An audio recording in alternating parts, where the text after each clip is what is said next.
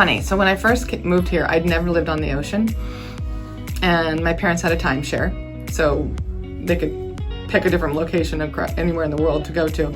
So we stayed at the Inn on Long Wharf in Newport. And I decided that I wanted to start out in Newport when I first moved out here about 20 years ago. And I just wanted to understand, you know, what living on the coast was like. And I said, I'll start here for a year. If I like it, I stay. If not, I go. Well, 20 years later, I own a house there. So apparently I like it. So I like Newport because I kind of like the winter best because it's not so busy and you can really get to know the locals. And even though in Newport, you'll never be a local unless you were born there, never truly a local otherwise. I like the winter because you really get to know people a little bit more, but the summer's great too. It's just, when you become a resident of Newport, you realize that you get to know the back roads, let's just say. So you avoid the beach traffic, or you avoid the Thames traffic and the downtown traffic, so you can do that. Or you just take an Uber or you walk everywhere. But what's great about living in Newport is that you're right in the heart of everything. That's where a majority of all the restaurants are on the island, Aquidneck Island, for those of you who do not know. So there's 3 towns. There's Newport, Middletown, and Portsmouth. And I didn't realize until after I'd lived there for 19 years that Middletown is the town in the middle of 2 other towns. How simple is that? Something you don't even think about. Just like when you first come into Newport, there's a street called Farewell Ave, which is right between 2 cemeteries. Farewell. Little quirks, like there's really rationale behind it, but I think no one even realizes it when they put words together back in colonial times. So kind of quirky, but interesting to think about. It's literally between the 2 cemeteries when you're driving out of town to go under the bridge. I love being able to go out in the summer and sit on the water and grab a drink with friends, grab dinner with friends, and just be out there and entertaining people or just enjoying the atmosphere. There's live bands and whatnot that will play, and it's just good fun. But there's a lot of great beaches in Newport too. Most of them are private.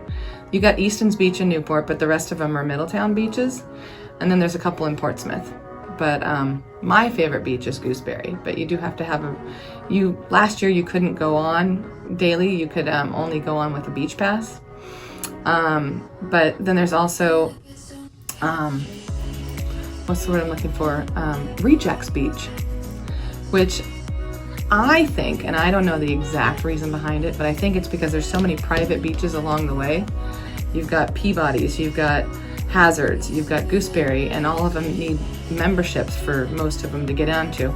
So I think Rejects Beach is for the beach that people couldn't afford to get on it, so they just go there. They don't park a car there, you can only walk to it, but I think it's great. And then you got the mansions you can go check out.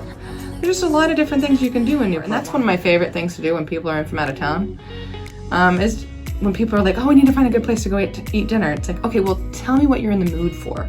Because there's so many different varieties of restaurants that my favorite season is summer.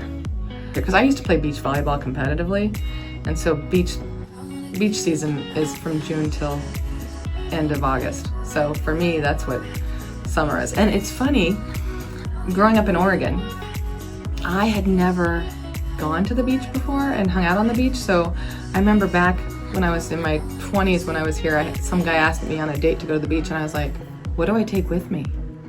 Because up till that point, all I'd ever done is gone and played volleyball on the beach. I've never just lounged on the beach before. Now I know what to do, but at the time I didn't know what to take.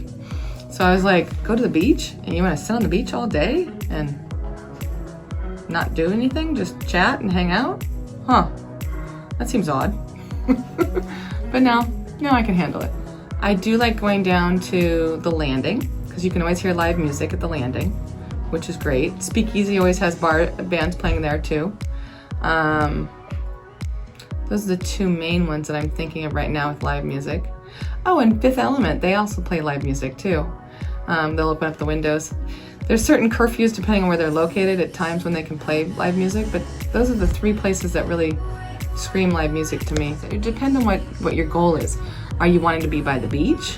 Then we'll look in houses that are near the beach. If you're wanting to be closer to downtown, it's really up to the client to decide what neighborhood they want to be in, because it just depends on what they're looking for and what the atmosphere is.